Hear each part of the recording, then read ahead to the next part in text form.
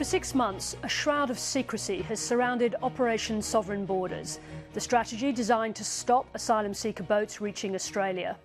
There is little doubt it's working. Immigration Minister Scott Morrison told Parliament today it's been 88 days since the last successful people smuggling venture. But exactly how the policy has been implemented remains a secret, with the government refusing to provide details that it deems to be operational. Now, a major investigation by the ABC has penetrated that veil of secrecy. Our journalists have gained rare access to passengers who described the high drama as they were intercepted at sea, the scenes captured in confronting new footage taken on board. What you're about to see is one side of the story.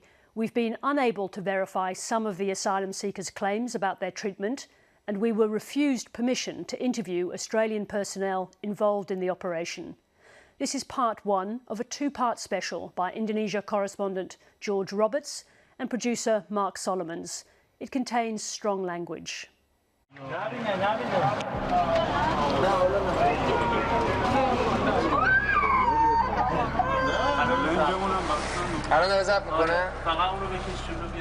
In the treacherous seas off Australia's northwest, an intensely secretive operation is underway. An Australian customs patrol ship tows an enclosed orange lifeboat towards Indonesia.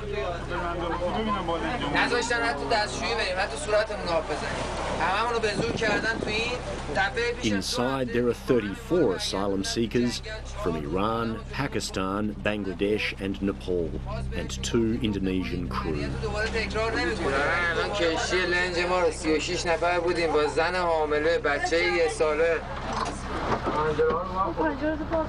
It's a pivotal moment in Australia's border protection campaign and the first filmed evidence of a towback.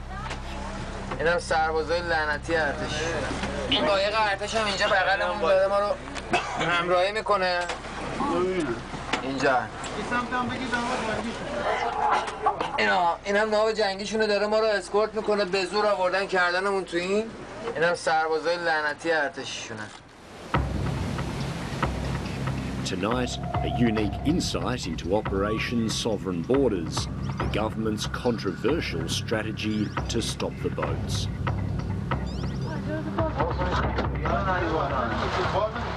I asked them, we will die in these orange boats. It's not suitable for passing the ocean. They told me, that's not our problem, that's yours. If you die in the Indonesian water, makes an Indonesian government in trouble and responsible. That's not our problem.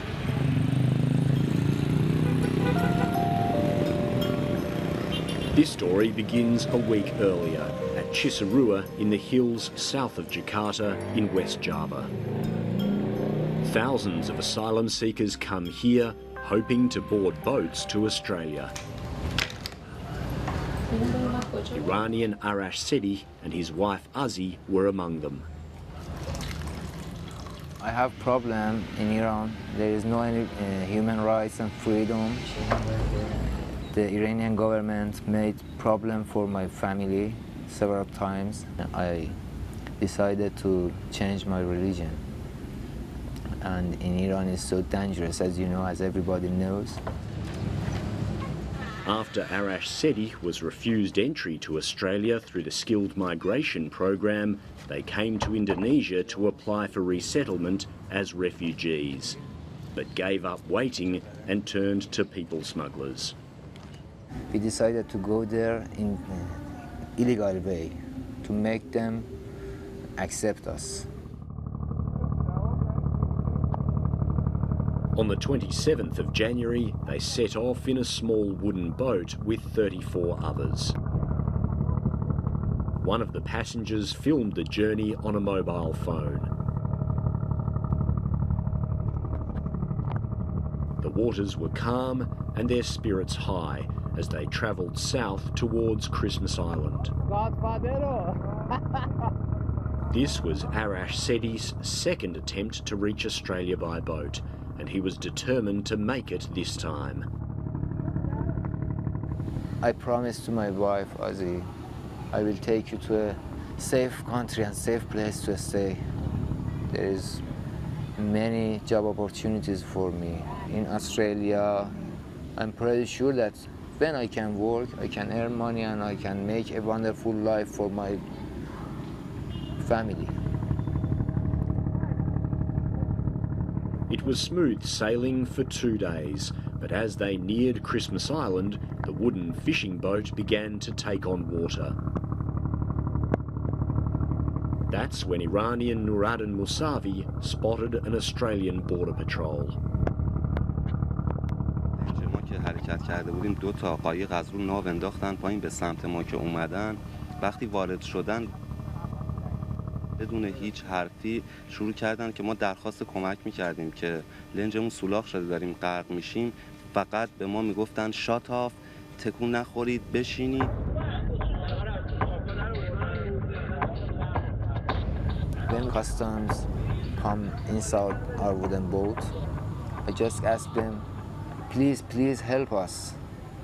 Would you please take us in a safe place? They just shouted on me, shut up, sit down. Arash Seti became angry after demanding a doctor to treat sick passengers and a pregnant woman. I stood up. I shouted on them, you have to help us. I know you have to help us. You cannot deny. You have got doctor in that customs ship. The customs crew told me, no, there is no doctor. We have no doctor. I told them, I know that there is doctor in your ship. He told me, no. I couldn't tolerate. I told them, I will kill you if you don't take us to that ship. I have nothing to lose. I will kill you. Believe me. For Jesus Christ, please help us. Would you please help us? As their boat foundered, the asylum seekers were taken on board the Australian customs ship, the Triton.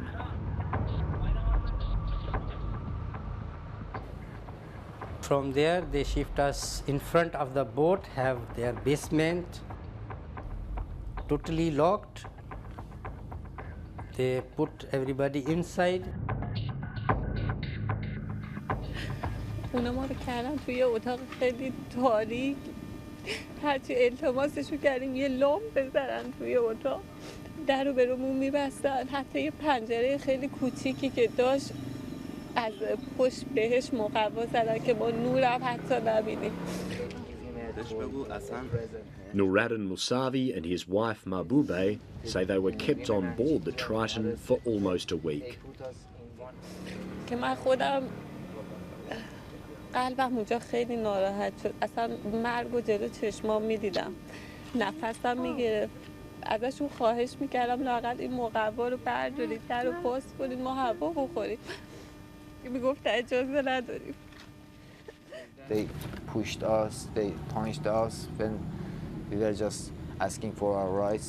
They just told us, shut down, sit down, shut up, sit down, shut up. And Is that because asylum seekers were protesting or being violent? Sometimes protesting, sometimes asking for some rights, some facilities. As I told you before, for example, contacting their families.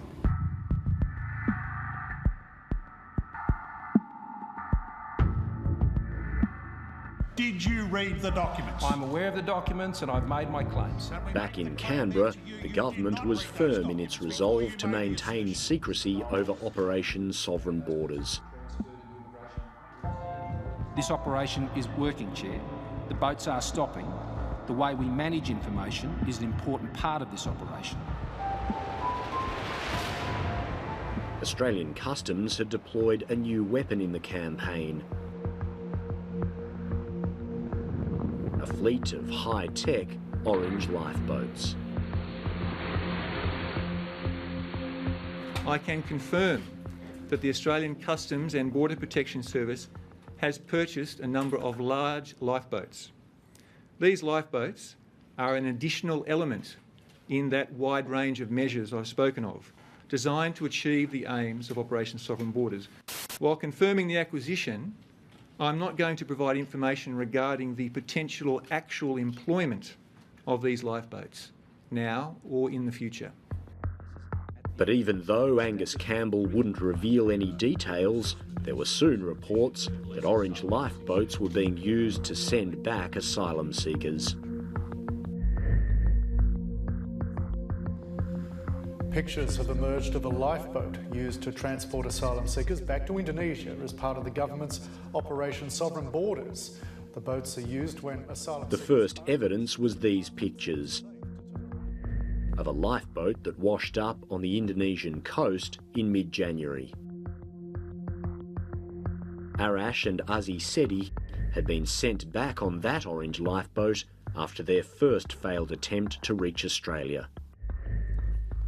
Everybody were vomiting, just baby and women crying, screaming, everybody vomiting, sick. Now, several weeks later, on board the customs ship the Triton, Arash and Aziz Sedi dreaded being forced on an orange lifeboat again. Several times I asked them, please, please, could you please ask Australian government, if you want to return us back to Indonesia, please give us to Indonesian Navy or Indonesian police, no problem for us. Please don't send us by that orange boat. We have bad memories, believe us, we have very bad memories. But those fears were soon realised.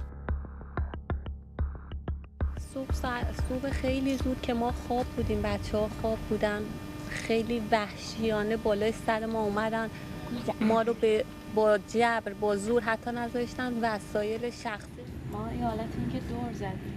When I saw the orange boat, I understood that all of that will be repeated again. I was just screaming. I kept saying, this boat of yours is not suitable for me to board again. With my hands, I was holding on to the side of the boat that they took us to. I was just screaming, but the only thing they did was to pull me forcefully towards the boat. They just told me, shut up, just obey. And they fight with me, they punch me, and suddenly pushed me in the ocean. I only saw that Arash was in the water. When he returned to the boat, it was there that he told me they pushed me into the water themselves. After that, they took me from the water, they pushed me into the orange boat. After that, I just asked my friends, does anybody has a camera? We have to take movie as evidence. My bag don't have. Look up the front. 25. My bag for those don't have. Have a look up the front. More up there. The asylum seekers filmed the next part of their voyage on a mobile phone.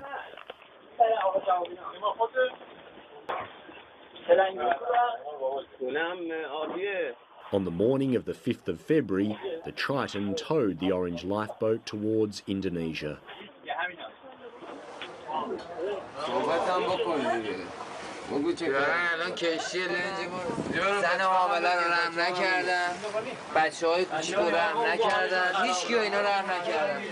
Boat was very strange, smelly and very small.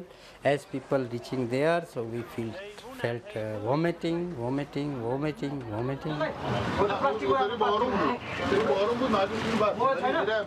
As they got closer to Indonesia, the Australians cut them loose.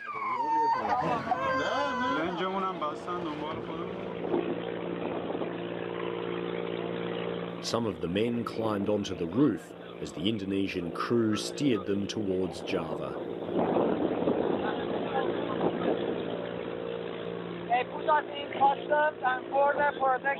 Arash Sedi provided a running commentary on the journey. They put us in this fucking orange boat and send us back to Indonesia.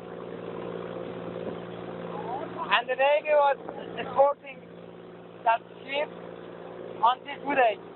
fuck Australia. منم بهشون گفتم شما جنایتکارین. اگه بعدا دوباره گفتید 11 سپتامبر چرا تو آمریکا اون کارو کردن بدونه که باعث شن کاراتونه. Remember 9/11 for United States. All the world should know why.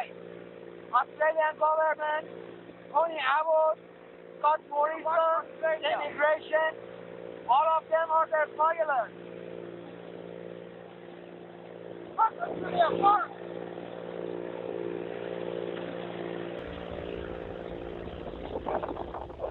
Late on the 5th of February, 9 days after they set off, their bid to reach Australia ended at this fishing village in West Java.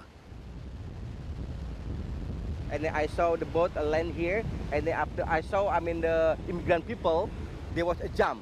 We have the two couple, that people, they came to the bar and then talked with our friend, and they came to our office. Come on, have the UFO, huh?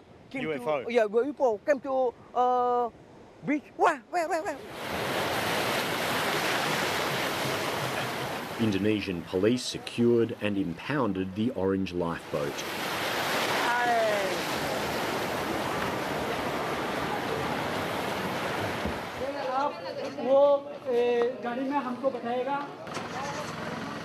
The asylum seekers were taken into custody and transported to a makeshift detention centre.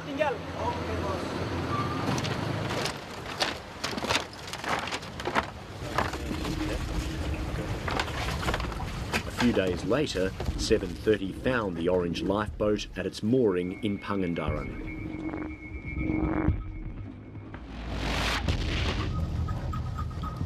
After some negotiation, Indonesian police granted us permission to board.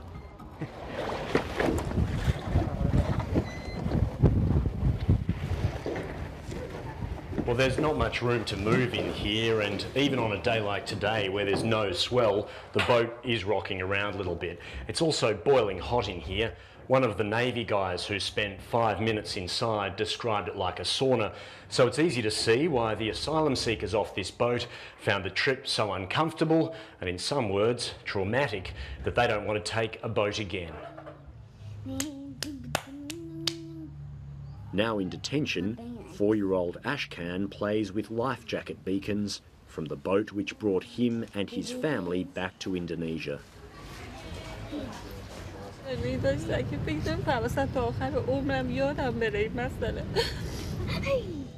Even after 2 failed attempts to reach Australia, Arash Seti says people smugglers are encouraging him and his wife to try again.